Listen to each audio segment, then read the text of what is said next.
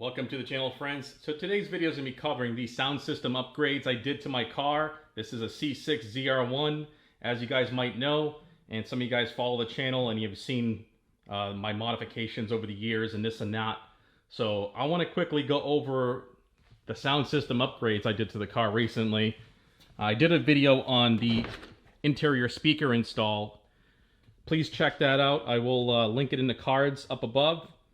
And essentially I went with the Alpine Type R's 6x9 with an adapter plate that I made to replace the factory 10-inch. And then I replaced the factory 3 1/4 or what they are with a Alpine Type S 4-inch, as well as the center channel. So the center channel is the same speaker as the upper door speakers. And then the rear speakers are the same thing. They're going to be Alpine Type S. The sound system sounds great, although removing the factory subs in the door, which are 10-inch on both sides, what happens is you lose a lot of bass. So this here is really going to be a video covering what I think about this JL Audio ACP112 sub. This is the MicroSub Plus. This is a powered sub. It is a ported sub as well. As you can see right there, there is a port for deeper bass response. And the main benefit of this and why I like it so much, and the reason why I chose this subwoofer, is because first of all, it's compact, portable, and you can quick disconnect this if you want to drop weight and remove anything from your trunk, or I should say add things to your trunk and remove the subwoofer.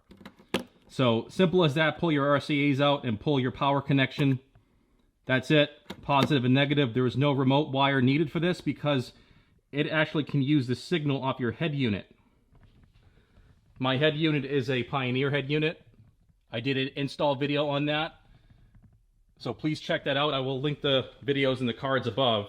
But I'm really happy with the bass response from this subwoofer. This is a single 12-inch, and it hits really hard. You know, you really can feel the bass no matter what kind of genre of music. It does a really, really good job. Fills the cabin with sound and bass.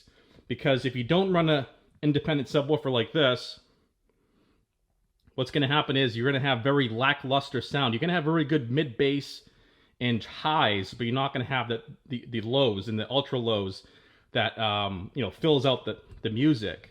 So that's what I was experiencing. I did my interior speakers. It sounded awesome, but I could tell right off the bat I was missing some low end.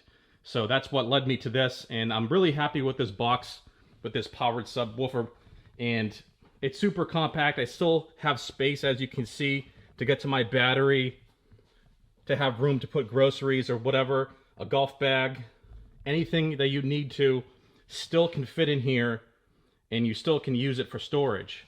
This right here is the factory GM storage tray. This is not an aftermarket. This is an actual GM product. They were available for a while. I scored that one on eBay. They're kind of hard to find. I don't think they make them anymore, but it's well worth it because it keeps everything situated and doesn't bounce around. Because before I had this tray, everything would just bounce around the back of the trunk when I put something just over that ledge. So really nice addition. Like I said, I'm really liking this sub a lot. You know, it's not that heavy. It's about, like, I don't know, maybe 40 pounds or so. The subwoofer in it is actually a TW1, which is a proprietary speaker that has a special magnet, inverted magnet or something, that works well with, a lower power amp, but still provides 400 watts of power, RMS. So that's still a lot of bass. I'm very happy. I really don't need anything more than that because it literally shakes the back of the seats every time, like, the bass, the kick drum hits or the bass guitar hits. You're gonna feel that. It's like you feel like you're in the music. So I'm really happy with the actual performance of this subwoofer box. Like I said, it's a powered box, which makes it awesome because if I want to drop weight and remove this, it's as simple as that. It takes 2 seconds and pops right out. All right, so that pretty much covers the updates for the sound system. Really loving this JL Audio sub. So I'm also going to cover the upgrades I did to the fuel system, the 4 Innovations fuel system, as well as cover some things I did later on and I haven't covered in my previous video. So that's going to be the next video, as well as I want to replace this shifter here, which is the OEM shifter. I originally had an MGW, went back to OEM because I just prefer the OEM. It's just a better feel for me. The MGW was like a little too stiff, too notchy, and had too much tension. But I actually received a great deal on a Hurst short shifter, so I'm going to be installing that next and giving you my kind of comparison and my thoughts on both. And all three, actually, because I had the MGW at one point. So that's going to be next. Stay tuned for those, guys. I really hope you enjoyed the video. If you have any questions or comments, please place them right down below. I want to thank you guys for watching, and I'll see you on the next video.